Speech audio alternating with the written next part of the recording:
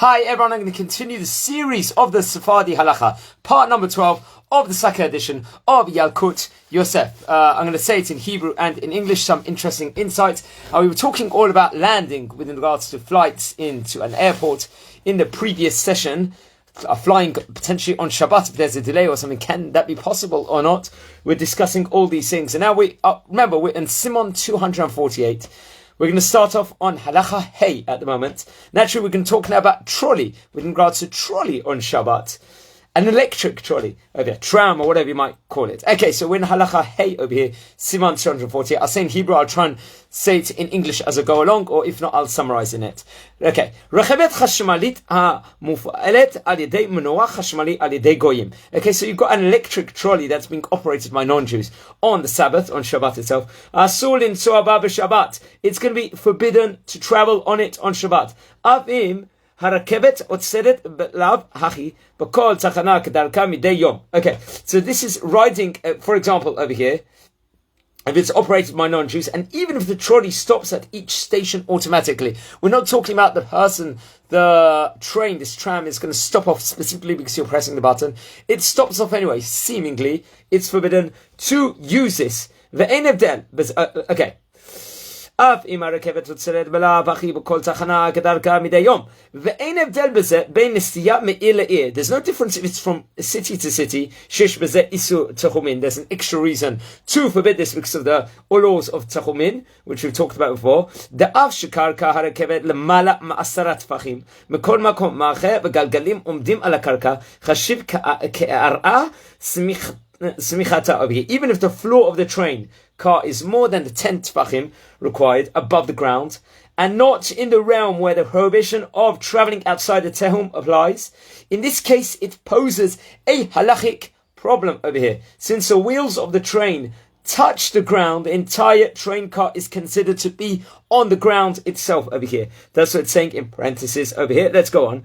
And what if you're in the vicinity of the city itself? It's going to be problematic also. שאף על פי שאין בזה משום גברת זרם בתוספת הנשוא היהודי, מכל מקום יש לאסור משום זילותיו דשבת ועוד כמה טעמים. There's other reasons. Also, it's a מבזבז, it's a bizayon. It's degrading the Shabbat over here, you could say. And there's other reasons also over here. And this is all despite that if one has established the fact that the addition of the Jewish passenger does not cause the trolley to use up extra electricity as it runs, it's still forbidden for those reasons because of it's a wanton disregard for the honor of Shabbat and other reasons. So let's continue now. We are on Halacha Vav here on Siman 248. We're talking about permitting travel by train to save someone from assimilation. As we know in modern day, could be people might be becoming inspired within regards to the religion, and they don't live near a synagogue, a Beit Knesset. What can they do? Can they potentially use some sort of traveling thing, which is seemingly asur, in order to stop themselves from, it's going to be difficult for them to be mitchazek as the time goes on. So let's see over here as we continue this halacha over here. Let's try and get through a few. Toshav chutz la'aretz hamit-korer rachok b'beit knesset. Someone's living outside the land of Israel and live far from a synagogue. V'kasher ayachid shelo liyahadut hu b'kach shemagia midei Shabbat lebeit haknesset b'rekebet kazo. And the person before he did Teshuvah, he was traveling by train. That was his connection to Judaism. To come to the synagogue on Shabbat, but he did it by train. Shanohek ba hu goy. And the person driving this car is a goy. And this non-Jewish driver stopped in every station anyway. It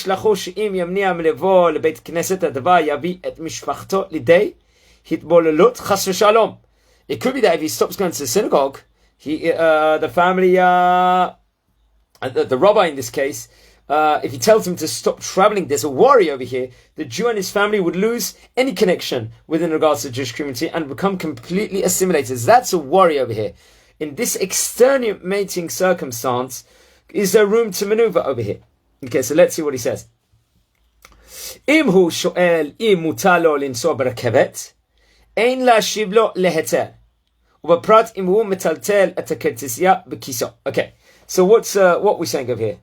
So we said that the fear the rabbi is going to have that he's going to lose his connection to the community. So the Yalkut Yosef is going to say, as long as a person who is doing this does not ask for approval for his actions, approval of it, the rabbi should ignore then what he's doing according to this.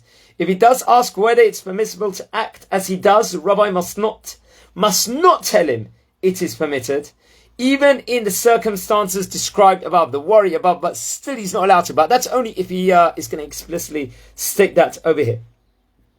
You can't give him permissibility to it. This is specifically, okay.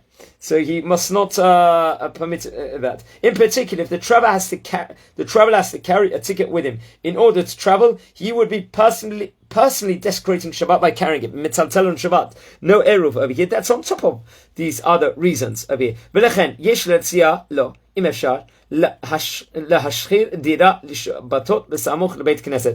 It's ideal to tell him to live or to stay in a place which is near a synagogue over here, so he won't have to break the Shabbat over here. Okay. ואם אינו שואל, פעמים שיש להעלים אין ממנו כדי לקרבו לתורה ולמצוות ולא לדחותו לגמרי. Okay, so what if he's not going to ask all these things and stuff like that? The rabbi over here in these cases, if he's not going to ask, then you don't rebuke him for it because we want him to keep coming to the Beit Knesset. But we should try and bring him close to the mitzvot and the Torah, and hopefully, and with all of this, he's going to prevent doing this and take care of his actions, keep the mitzvot properly over here. But if he clearly asks, am I allowed to do this or not, you can't give him the heter. You can't be permissible with him to do it over here. It clearly states it over here. Okay, Halacha Zayin. Unfortunately, we're in a time of conflict at the moment, and we're talking about waging war, if it's going to happen on Shabbat or not itself. Halacha Zayin of 248. Ein makifin al ir lehilachem ba pachot migimel yamin kodem Shabbat. You shouldn't wage a war if it makes no strategic difference. The soldiers must not begin their attack within 3 days preceding Shabbat in regular circumstances. Va'ab milchamat mitzvah ein matchilim leilachem b'yom Shabbat. If it's a milchemet mitzvah, okay. Also, when laying siege to a city, the army must begin the siege during the first 3 days, weekdays. This restriction applies even when waging a milchemet mitzvah, a war which the Torah commands us to wage. Okay. However, over here, that's just a preface over here. Okay. אם יש חשש סכנה והשאויב יתחזק, או חס ושלום יפתיע אותנו במתקפה, מותר להתחיל אפילו בערב שבת, even if it's Shabbat itself, if there's a worry of all these different things over here, that it puts the soldiers in danger, firstly, because the delay gives the enemy an opportunity to reinforce themselves or to mount a surprise counterattack. The soldiers may begin their attack at any time of any weekday, even on the Friday itself over here. So, unfortunately, in this day and age we're in at the moment. If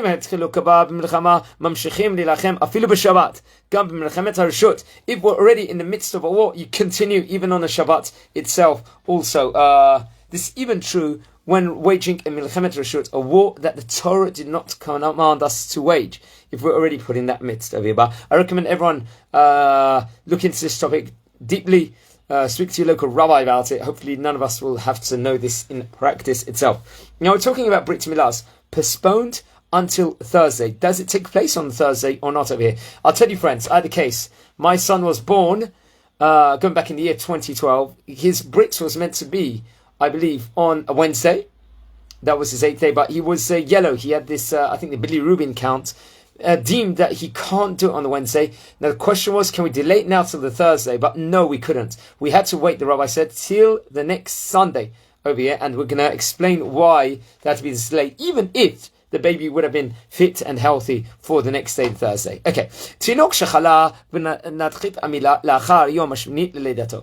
ונתרפא ביום חמישי או ביום שישי, אסור למלוא ביום חמישי או שישי. You're not going to be, if he was, for one reason or another, newborn, was not circumcised on the 8th day because he was not physically fit for the procedure, i.e. Billy Rubin, other reasons also, and he became fit on Thursday for the Brit, it's forbidden to circumcise him on those days. You can't do the Brit Mila on the Thursday or the Friday. Naturally, obviously, on the Shabbat also. Following, why is this? Okay. וכן המנהג אצלנו שיש לחוש פן יצטרכו לחלל עליו את השבת כדי לעלות ארוחה ומרפא למחתו. Okay, so why is this over here?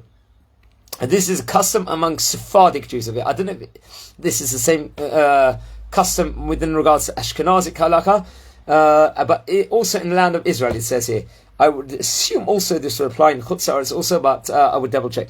The reason for this is that we are concerned lest complications arise within the first days of the circumcision. The reason for this is that we are concerned lest complications arise within the first days after the circumcision, and we will be forced to desecrate the Shabbat to treat him. Therefore, since we have already postponed the Brit Mila beyond the 8th day already, we postpone it until the following Sunday. Obviously, other complications could arise, but then... Hi, sorry, the connection just went over there. I'll try and finish off this halacha before we'll close this session to an end. Okay.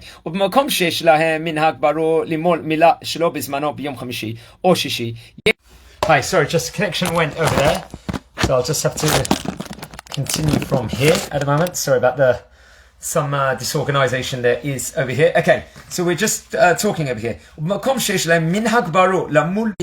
Okay, sorry about that. The connection just went. I hope it's going to work till the end of the halacha. Okay. במקום שיש להם מנהג ברור למול מילה שלא בזמנו ביום חמישי או שישי, יש לכם במנהגם שיש להם על מה שיסמכו.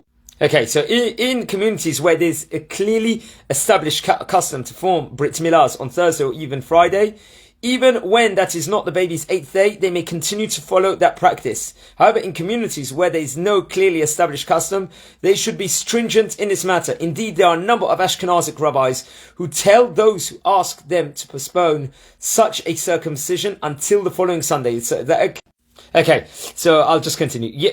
וגם רבני אשכנזים יש שוהרו למול באופן כזה ביום ראשון. אבל מותר לעורך מילה שלא בזמנו תוך ג' ימים ליום טוב. If it's within regards to 3 days to Yom Tov, it's seemingly different over here. והוא הדין בזה גם